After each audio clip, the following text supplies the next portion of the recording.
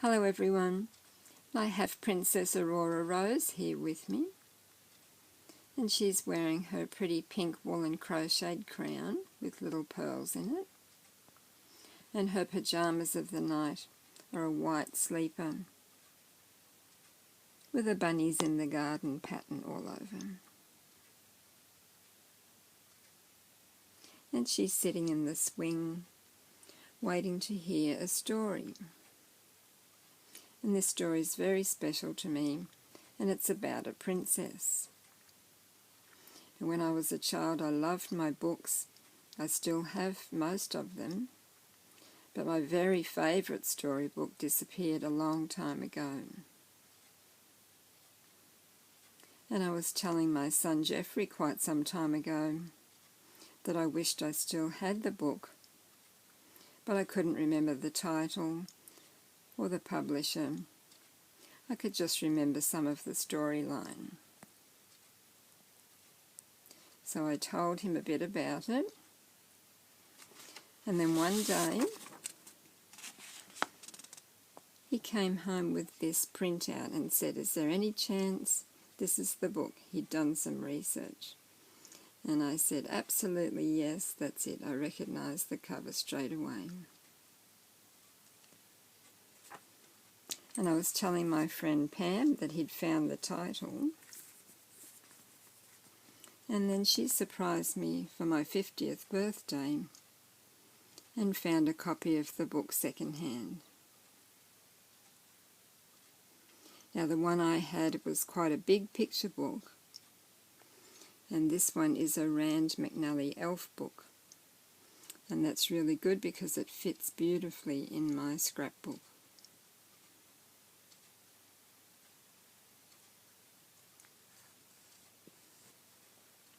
So I hope you enjoy hearing this story.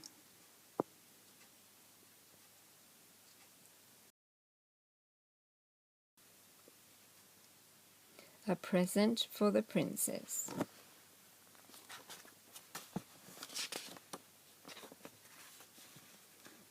Once upon a time, there was a beautiful little princess. She was born in a castle.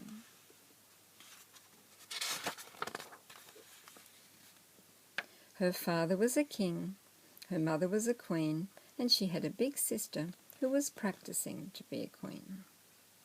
The little princess was beautiful and blue-eyed and bonny, and everybody loved her. The little princess was very gay. She was always laughing and singing and dancing. Not far from the castle lived a little boy. He couldn't see a thing, for he was blind. But he could feel in his heart the whole wonderful world around him. He loved the birds that sang for him. He loved the bees that buzzed for him.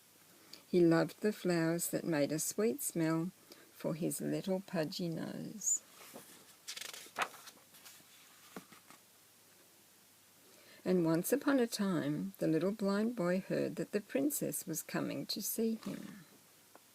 He was very happy, but he said, "What can I give her for a present?"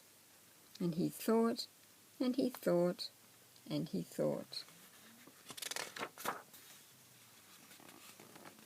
He hurried out to his little garden to see what he could find there.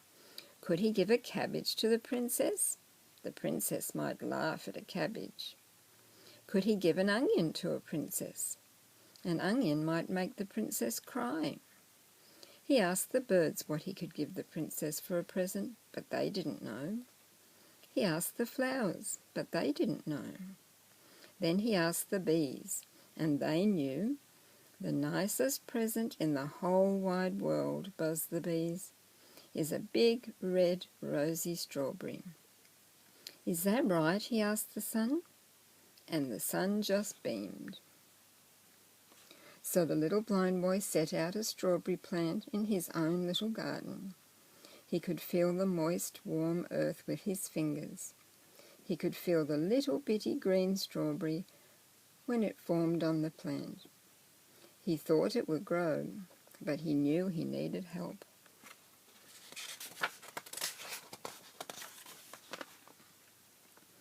So he asked the sun to help, and the sun came and made the strawberry red like the sun. He asked the rain to help, and the rain came and made the strawberry juicy like the rain. He asked the scarecrow to help, and the scarecrow flapped his arms and scared away the big black crows. And the strawberry grew, and it grew, and it grew.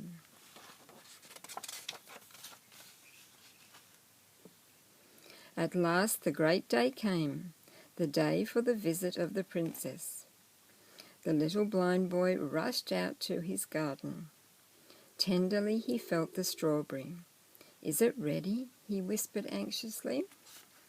"It's ready," beamed the sun, touching it with its long golden fingers. "It's ready," buzzed the bees, who were very happy to know the secret.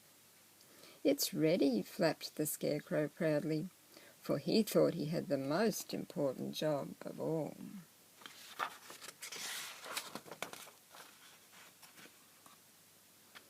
So the little blind boy picked up the strawberry and wrapped it gently in a green, green leaf.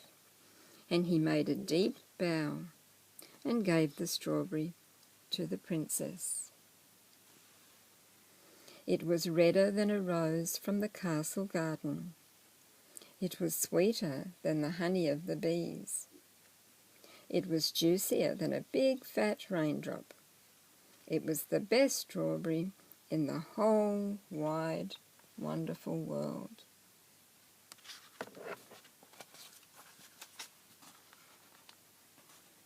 It was the nicest present the princess ever had. And the princess popped the rosy red strawberry into her rosy red mouth, and she gave the little blind boy a kiss. Perhaps that is a blush that makes the little blind boy's cheeks so red. Perhaps it is just a teeny bit of strawberry juice from the lips of the beautiful princess. What do you think?